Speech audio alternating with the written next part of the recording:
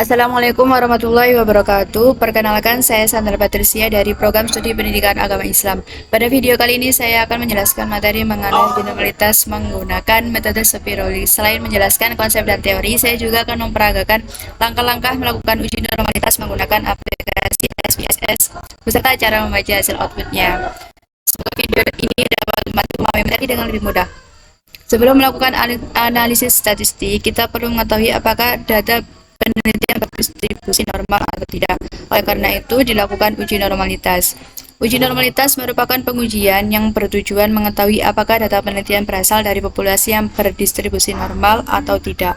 Hasil uji normalitas akan menentukan apakah analisis selanjutnya menggunakan statistik parametrik atau non-parametrik. Salah satu metode yang paling sering digunakan adalah Shapiro-Wilk karena memiliki tingkat ketelitian yang baik, terutama pada jumlah sampel yang relatif kecil. Untuk selanjutnya mengenai tujuan uji normalitas.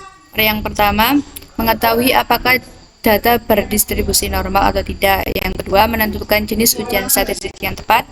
Kemudian yang ketiga, memenuhi salah satu asumsi dalam penggunaan uji parametrik seperti uji T atau ANOVA dan lain sebagainya. Kemudian selanjutnya, mengenai kelebihan dan kekurangan uji Shapiro-Wilk. Untuk kelebihannya, yang pertama, memiliki tingkat akurasi yang tinggi dalam penelitian data. Yang kedua, sangat baik digunakan pada ukuran sampel kecil yang kurang dari 50 responden. Kemudian kekurangannya yang pertama, sensitif terhadap adanya outlier atau data pencilan. Yang kedua, kurang efektif apabila dapat memiliki distribusi yang sangat menyimpang. Selanjutnya mengenai syarat penggunaan uji Shapiro-Wilk. Yang pertama, data berbentuk numerik atau interval atau rasio. Yang kedua, data berasal dari sampel yang dipilih secara independen. Kemudian yang ketiga, sampel penelitian umumnya berjumlah kurang dari 50 responden dan lain sebagainya. Untuk rumusnya bisa langsung dilihat pada tampilan berikut. Dasar pengambilan keputusannya didasarkan pada signifikansi yang dihasilkan dari output SPSS.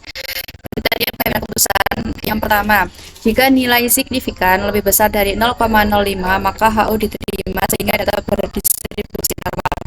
Dan apabila jika nilai signifikan kurang dari 0,05 maka HO ditolak sehingga data tidak berdistribusi normal.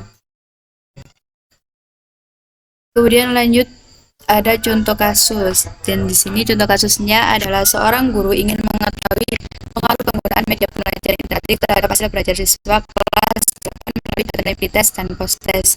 Sebelum melakukan uji statistik parametrik maupun non-parametrik, guru memastikan bahwa data hasil belajar berdistribusi normal atau tidak. Selanjutnya ada data hasil nilai pretest dan post-test siswa kelas 8. Di sini ada 60 siswa.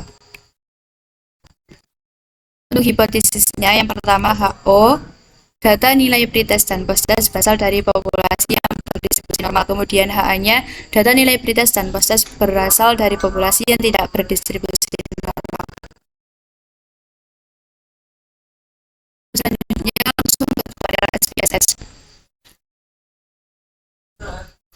Untuk menguji data tersebut, kita perlu menggunakan aplikasi SPSS. Langsung dibuka aplikasi SPSS. Yang pertama, membuka file baru, bisa klik file, new, dan data.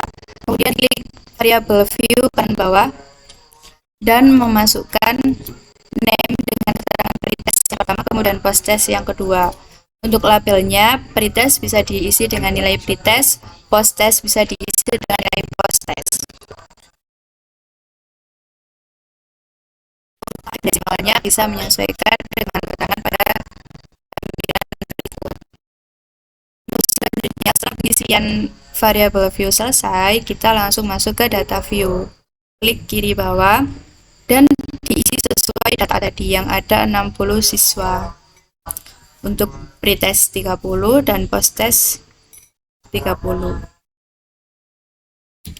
Oh maaf, berarti 30 siswa dengan data nilai pretest dan post-test. Untuk selanjutnya langsung ke tahap uji analisis. Klik analyze, kemudian descriptive statistik, dan explore. Apabila muncul tampilan seperti ini, variabel pretest dan posttest langsung dipindahkan ke dependent list. Kemudian klik plots tentang bagian normality plot with test, lalu klik continue.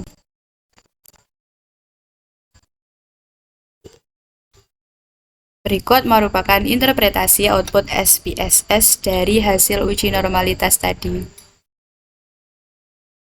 Untuk yang pertama, ada berdasarkan tabel case processing summary, jumlah data yang dianalisis pada penelitian ini sebanyak 30 responden.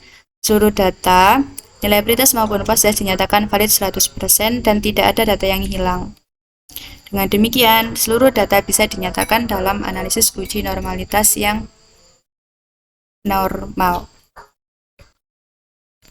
Kemudian lanjut ke data tabel deskriptif.